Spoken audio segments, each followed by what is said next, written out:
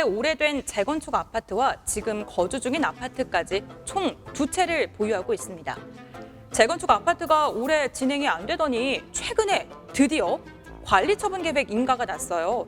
이 아파트는 아직 집이 없는 결혼한 아들에게 증여를 할까 계속 고민했었는데요. 지금이라도 증여를 할까 했더니 그럼 아파트로 받지 못하고 현금 청산 받을 수도 있다. 이러한 이야기를 주위에서 들었습니다. 매입한 지는 30년 정도 되었고요. 예전에는 10년 넘게 살았었습니다. 어떻게 하면 좋을까요? 정말 실제로 10년 동안 거주를 하셨고요.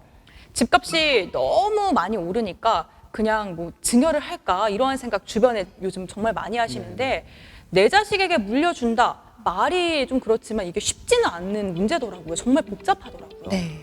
지금 질문에 나오는 단어 자체가 굉장히 다 어렵게 느껴지실 수 있는데 주택으로 증여를 하는 경우에 고려해야 될 부분이 3가지 정도가 있습니다. 일단은 그 증여 대상인 주택, 그리고 증여를 하려는 수증자인 자녀의 그 상황, 그리고 마지막으로는 계속 세금 얘기 나오는데 증여할 때 이제 공짜로 증여하는 건 아니잖아요. 그래서 세금에 대한 그런 비용 같은 거, 이 3가지를 많이들 고려를 하시는데요.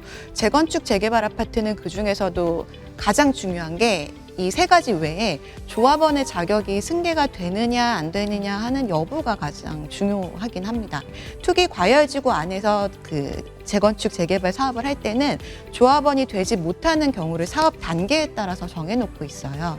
그래서 지금 재건축 사업 같은 경우에는 조합 설립 인가 후에, 그리고 재개발 같은 경우에는 관리처분 계획 인가 후에 이 주택을 매입했을 경우에는 조합원 자격을 승계받지 못합니다.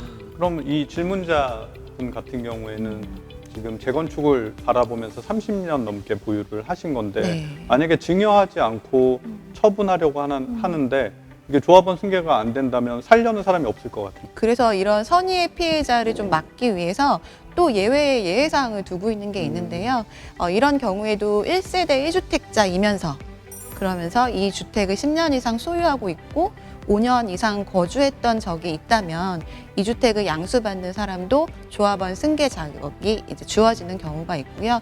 또한 뭐 매매나 증여 같은 거는 우리가 자발적으로 하는 거잖아요. 근데 그런 경우가 아니라 상속이나 이용 같이 좀 불가피한 상황으로 그 이전이 됐을 경우에도 조합원 승계 유지가 가능합니다.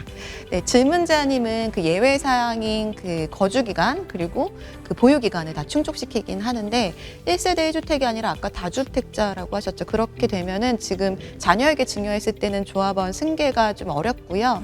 다만 대표 조합원 자격을 본인이 유지를 하면서 일부 지분을 증여하는 경우에는 가능할 수도 있기 때문에 그쪽으로 한번 검토를 해보시는 게 좋을 것 같습니다.